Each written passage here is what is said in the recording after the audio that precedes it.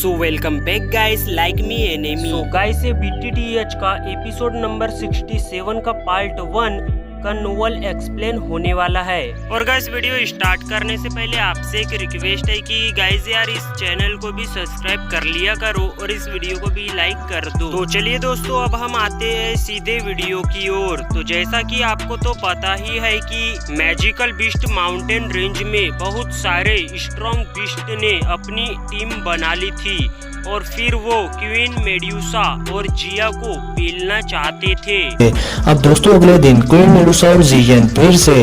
लूट मार के लिए निकलते हैं, मगर इस बार सामने एक मैजिकल बीस्ट नहीं खड़ा था, बल्कि वहाँ पर बहुत सारे स्ट्रॉन्ग मैजिकल बीस्ट खड़े थे। और इतने सारे मैजिकल बीस्ट को देखकर तो अपनी क्वीन मेडुसा के भी पसीने छूट जाते हैं। और इस बार इन दोनों को वहाँ से खाली हाथ ही भागना पड़ता है और वो सारे के मैजिकल बीस्ट पूरे रास्ते में क्वीन मेडुसा और जियन का पीछा करते हैं। और इधर क्वीन मेडुसा भी वैली में आने की गलती नहीं करती, वो इन सभी के मैजिकल बीस्ट को पूरे मैजिकल बीस्ट माउंटेन रेंज के चक्कर लगवाती है। और जब मैजिकल बीस्ट उनका पीछा छोड़ देते हैं तब वो वापस शाओयन के पास आ जाती हैं, जहां पर शाओयन बैठा अभी तक पिल्स रिवाइंड कर रहा था। अब इस हादसे को हुए 2-3 दिन गुजर चुके थे, मगर क्वीन मेडुसा और जियन को कोई डर नहीं था, मगर फिक्र उन्हें सिर्फ इस बात की थी कि अगर वो सभी के मैजिकल बीस्ट यहाँ आ गए तो शाओयन जरूर डिस्टर्ब हो जाएगा। जो सोचकर तो पिद्दी जियन भी अपनी जुबान बाहर निकाल लेती है। अब जियन वैली में मौजूद दूसरे मैजिकल बीस्ट से ही खेलने में लग जाती है और वो क्वीन मेडुसा को बाहर जाने के लिए तंग भी नहीं करती। और इधर क्वीन मेडुसा भी सुख का सांस लेकर कहती है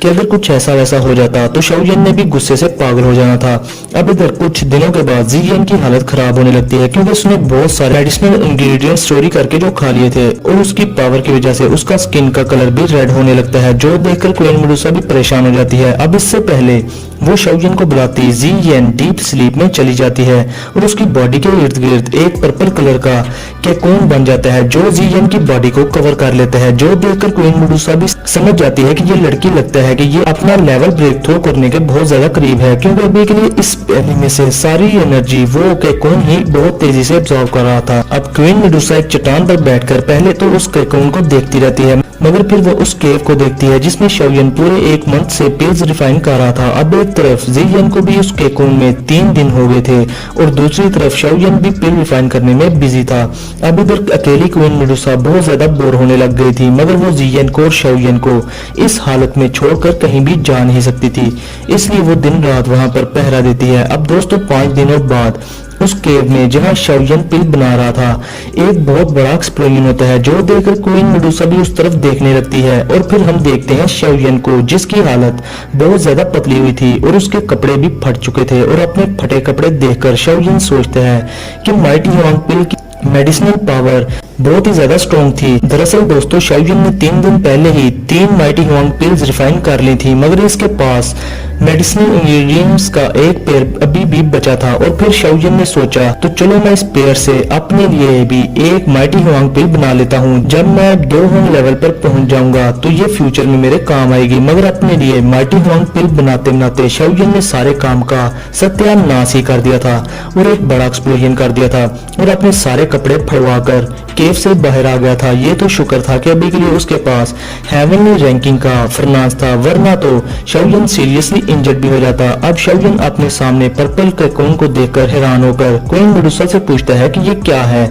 जिस पर क्वीन मेडुसा एक स्माइल के साथ कहती है कि ये जियन की ट्रांसफॉर्मेशन है। अब शाओयन ये सुनकर बहुत ज्यादा खुश होता है, क्योंकि जियन अब अपना रैंक एडवांस करने वाली थी। अब क्वीन मेडुसा शाओयन को बताती है कि मुझे तो लगता है कि जियन की एडवांसमेंट में काफी ज्यादा टाइम लगने वाला है, जिस पर शाओयन मुस्कुराकर सोचता है कि वैसे भी लिटिल गर्ल जियन एक मैजिकल बीस्ट है और मैजिकल बीस्ट की एडवांसमेंट में काफी ज्यादा टाइम भी लगता है। अब क्वीन मेडुसा शाओयन से पूछती है कि तुम ये बताओ, क्या तुम पिल रिफाइन करने में सक्सीड हुए हो, जिस पर शाओयन हंसकर कहता है कि हाँ, मगर मैंने कुछ ज्यादा ही लालच किया, जिसकी वजह से मेरी ये हालत हो गई। अब शाओयन की बॉडी को गौर से देखते हुए क्वीन मेडुसा शाओयन से कहती है कि तुम्हारा ऑरा भी काफी ज्यादा अनस्टेबल हो रहा है, मगर मुझे लगता है कि तुम बहुत ही जल्दी 2 होंग लेवल का ब्रेक थ्रू कर ही लोगे। जिस पर शाओयन कहता है कि इतनी हैवी पिल्स को रिफाइन करने से मुझे काफी ज्यादा बेनिफिट्स भी मिले हैं, मुझे लगता है कि मैं 10 दिनों तक ब्रेक थ्रू करने के लिए रिट्रीट कर लूंगा। जिस पर क्वीन मेडुसा कहती है कि 2 वोंग लेवल और 2 हंग लेवल के दरमियान का गैप बहुत ही बड़ा होता है। अगर किसी को 2 वोंग लेवल का ब्रेक थ्रू करके 2 हंग लेवल पर पहुंचना हो तो उसके लिए उसे पूरे साल का समय भी लग जाता है और हो सकता है कि तुम्हें भी इसमें काफी ज्यादा समय लगे। जिस पर शाओयन भी हाँ में सर हिलाता है और कहता है कि मैं पहले तो ये पिल्स उन लोगों को दे आऊं जिनको मेरे भाई ने मेरे बताई जगह पर भेजा होगा और फिर मैं वापस आकर तब तक नहीं रुकूंगा जब तक मैं 2 हंग लेवल का ब्रेक थ्रू ना कर लूं। और फिर शाओयन अपने माथे पर उस फायर सील पर जिसे उसके मास्टर ने दी थी उस पर हाथ फेर कर कहता है कि मास्टर आप बस मेरे लिए वेट कीजिए, आपका ये स्टूडेंट अपनी पावर्स को जितनी जल्दी हो सके उतनी जल्दी बढ़ाएगा और फिर आपको और अपने फादर को रेस्क्यू भी कर लेगा। अब क्वीन मेडुसा भी शाओयन को देखकर कहती है कि तुम भी फिर परेशान ना होना, जबकि वक्त तुम ट्रेनिंग कर रहे होगे तब मैं तुम्हें और ज़ियन को प्रोटेक्ट करूंगी। जिस पर शाओयन क्वीन मेडुसा को ग्रीट करके कहता है कि अभी के लिए मैं तुम्हें सिर्फ थैंक्स कह सकता हूँ और हाँ पहले मैं ये पिल्स अपने लोगों के हैंड ओवर कर रहा हूँ और फिर मैंने वापस आकर अपने लेवल का ब्रेक थ्रू भी करना है जिसको काफी टाइम लगेगा। जिस पर क्वीन मेडुसा भी कहती है कि हाँ बिल्कुल। अब शाओयन वहाँ से उड़कर वैली के बाहर आ जाता है। तब वो वहाँ एक पहाड़ी पर कुछ हलचल देखता है और फिर वो वहाँ आकर कहता है कि बाहर आ जाओ। जो सुनकर बहुत सारे लोग और एक बूढ़ा आदमी जिसकी कमांड में वो सारे लोग थे वो बाहर आ जाते हैं और वो लोग शाओयन को देखकर नील डाउन हो जाते हैं और शाओयन को ग्रीट करके कहते हैं कि greeting to the chief Shao. अब शाओयन उन सभी के लोगों की चेस्ट पर एक बैज देखता है जिस पर एक बड़ा प्यारा फायर लोटस बना हुआ था और फिर शाओयन उस बूढ़े आदमी से पूछता है कि क्या तुम लोगों को मेरे बड़े भाई ने भेजा है। जिस पर वो ओल्ड मैन अपनी रिंग से एक स्क्रोल निकालकर बहुत ही रिस्पेक्टफुल वे में शाओयन को देखकर कहता है कि चीफ मेरा नाम बाइलिंग है और अभी के लिए मैं यंग अलायंस का एक डीकन हूँ और हाँ मुझे एल्डर शाओ डिंग ने ही यहाँ पर भेजा है। अब शाओयन स्क्रोल को रीड करके बाइलिंग से कहता है कि मुझे कुछ मामलात अभी निपटाने हैं इसलिए मैं वापस कैपिटल में अभी के लिए नहीं आऊंगा, मगर तुम्हें अभी के लिए ये चीजें सही सलामत यंग अलायंस में लेकर जाना होगी और हाँ इन पर मेरा स्पिरिचुअल इम्प्रिंट भी लगा है और अगर तुम लोगों के साथ कोई भी हादसा हुआ तो मुझे पता चल जाएगा। जिस पर वो डीकन बाइलिंग शाओयन की बात समझकर एक स्माइल करके कहता है कि चीफ आप फिक्र ना करें, अभी के टाइम में पूरे जामा एम्पायर में ऐसा कोई भी नहीं जो इन चीजों को छेड़े जो हमारे यंग अलायंस की हैं। जो सुनकर शाओयन खुश होकर उसे कमांड करता है और कहता है कि ठीक है अभी के लिए तुम लोग यहाँ से जल्दी से जाओ और हाँ बिग ब्रदर को इन्फॉर्म कर देना कि मैं अभी के लिए 6 मंथ या फिर 1 ईयर के लिए ट्रेनिंग में जा रहा हूँ तो तब तक वो यंग अलायंस के सभी के मामलात खुद संभालेंगे। जो सुनकर वो डीकन यस चीफ कहकर वहाँ से अपने सभी के साथियों को लेकर फॉरेस्ट में गायब हो जाता है। अब शाओयन उन लोगों को इस तरह जाता देखकर काफी ज्यादा सेटिस्फाइड था क्योंकि अभी के लिए वो डीकन बाइलिंग दाओलिंग लेवल की पीक का वॉरियर था। अब शाओयन उसके साथ ही वहां से जाने लगता है मगर तब भी वो कहता है कि ये क्या और फिर वो उस तरफ देखते हैं जहां से शाओयन का छोड़ा हुआ स्पिरिचुअल इम्प्रिंट ग्लो कर रहा था और फिर शाओयन कहता है कि ये तो किंग शेन टाउन से आ रहा है। अब दोस्तों हम देखते हैं ब्लड बैटल मर्सनरी कंपनी को जो कि किंग शेन टाउन में ही थी और वो काफी ज्यादा स्ट्रॉन्ग थी और उसके साथ मैजिकल बीस्ट माउंटेन रेंज का एक सिरा भी लगता था और वहीं दूसरी तरफ स्नेक सेक्ट मर्सनरी कंपनी का भी बसेरा था जो कि उन्होंने 1 साल पहले ही किंग शेन टाउन में लगाया था। अब दोस्तों इन दोनों की मर्सनरी कंपनीज के दरमियान अक्सर लड़ाइयां हुआ करती थी मगर स्नेक नेस्ट मर्सनरी कंपनी को एक स्ट्रॉन्ग क्लैन सपोर्ट करता था जो कि था ही क्लैन और उस क्लैन के पास 4 स्टार के लाइट 2 वोंग्स के वॉरियर्स थे और ब्लड बैटल मर्सनरी कंपनी के पास कोई भी 2 वोंग क्लास का वॉरियर नहीं था। उनके पास तो बेचारे दाओलिंग क्लास के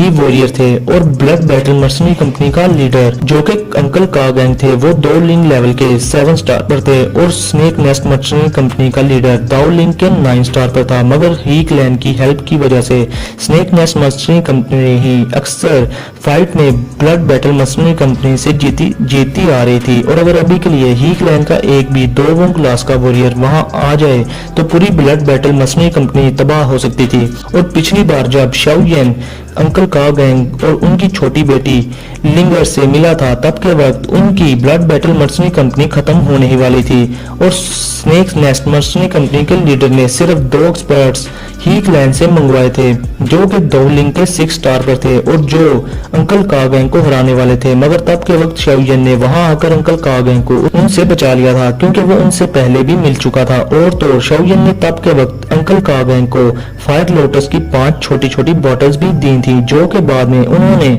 उसमें से 3 बॉटल्स का यूज करके ही क्लैन के 2 एक्सपर्ट्स को किल और स्नेक नेस्ट मर्सनरी कंपनी के लीडर, जो के ही क्लैन के लीडर का दामाद था, उसको सीरियसली इंजर्ड करके अपने ब्लड बैटल मर्सनरी कंपनी को उन लोगों के हाथों से डिस्ट्रॉय होने से बचा लिया था। अब स्नेक नेस्ट मर्सनरी कंपनी की हार की वजह से ब्लड बैटल मर्सनरी कंपनी की काफी ज्यादा वाहवाह होती है, मगर अब ही क्लैन जिसके दो लिंग लेवल के एक्सपर्ट्स मारे गए थे, उनका दामाद इंजर्ड हो गया था, वो ही क्लैन अब कहाँ खामोश रहता। और फिर इसी के साथ ही क्लैन के लोग किंगशन टाउन पहुंच जाते हैं और वो लोग भी 2 वन लेवल के वॉरियर्स थे और अब वो expert blood battle mercenary company के सारे के डिफेंसेस तोड़ डालते हैं और काफी ज्यादा तबाही मचाने लगते हैं। और इधर अंकल कागैंग भी ये सब देखकर वो जेट प्लेट को सीक्रेटली तोड़ देता है जो उसको शाओयन ने दी थी, जो टूटते ही शाओयन को उसका पता चल गया था। अब दोस्तों अंकल कागैंग की इस वक्त लास्ट होप सिर्फ शाओयन ही था, जो उनकी ब्लड बैटल मर्सनरी कंपनी को इस ही क्लैन से बचा सकता था। अब दोस्तों यहाँ ब्लड बैटल मर्सनरी कंपनी के सभी के लोग और बच्चे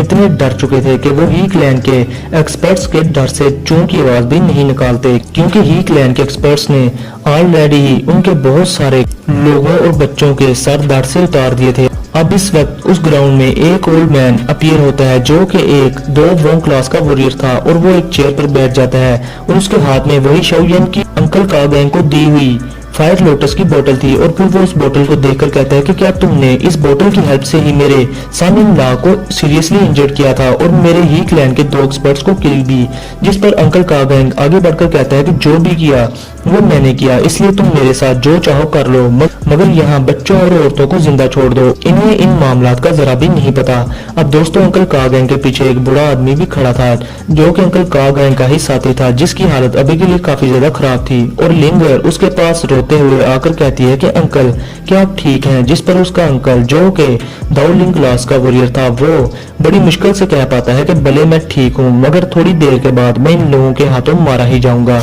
जिस पर लिंगर रोते हुए कहती है कि ऐसा कभी भी नहीं होगा, मिस्टर शाओयन अभी आते ही होंगे और वो हमें आकर बचा ही लेंगे। जिस पर उसका अंकल कहता है कि मिस्टर शाओयन क्या ये वो पर्सन तो नहीं जिसने तुम्हें और तुम्हारे फादर को ये फायर लोटस बोटल्स दी थी? ये नाम तो यंग अलायंस के चीफ का भी है, जो कि बहुत ही ज्यादा मिस्टीरियस है। मगर फिर वो मायूस होकर कहता है कि हमारी ऐसी किस्मत कहाँ कि यंग अलायंस का वो मिस्टीरियस चीफ हम लोगों से आकर मिले। अब दोस्तों दूसरी तरफ ही क्लैन के लीडर ने भी गुस्से में इस जेट की बोतल को दबा दिया था, जिससे इस जेट की बोतल में क्रैक्स आ गए थे, मगर इसने सही टाइम पर इस बोतल को दूर फेंक दिया था, जिससे वहां एक बहुत बड़ा एक्सप्लोजन होता है और जमीन में बहुत बड़ा खड्डा भी बन जाता है। अब इतनी पावरफुल चीज देखकर ही क्लैन का वो बुढ़ा लीडर अंकल कागैंग से पूछता है कि तुमने ये चीज आखिर ली कहाँ से? जिस पर अंकल कागैंग उसको सच नहीं बताते और कहते हैं कि ये मुझे जंगल से मिली थी, क्योंकि गाइस अंकल कागैंग ये नहीं बताना चाहता था कि शाओयन ही उसका मसीहा बना हुआ है, और ना ही वो किसी को शाओयन के बारे में बताकर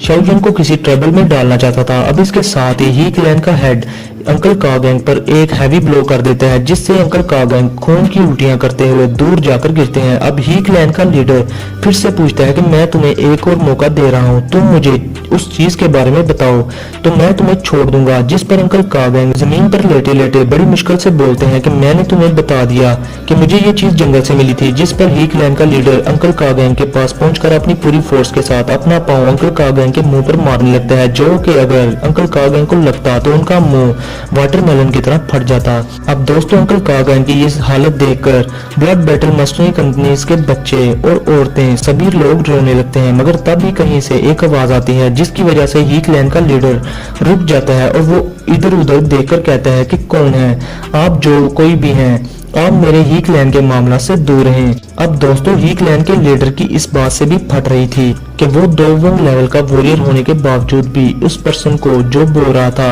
उसे फाइंड आउट नहीं कर पा रहा था और न ही उसे देख पा रहा था। जिस पर शाओयन वहां पर अपीयर होकर कहते हैं कि क्या तुम मुझे ढूंढ रहे हो? अब शाओयन को देखकर अंकल कागैंग तो बहुत ही ज्यादा खुश होते हैं और वो लोग जो थोड़ी देर पहले रो रहे थे वो भी काफी ज्यादा हैप्पी थे, क्योंकि उन्हें पता था कि शाओयन अभी इन्हें बचा लेगा। और इधर इस ही क्लैन के बुड्ढे का मुंह खुले का खुला रह गया था, क्योंकि इसने इतना स्ट्रॉन्ग एक्सपर्ट नहीं देखा था जो कि इतना ज्यादा कम उम्र भी हो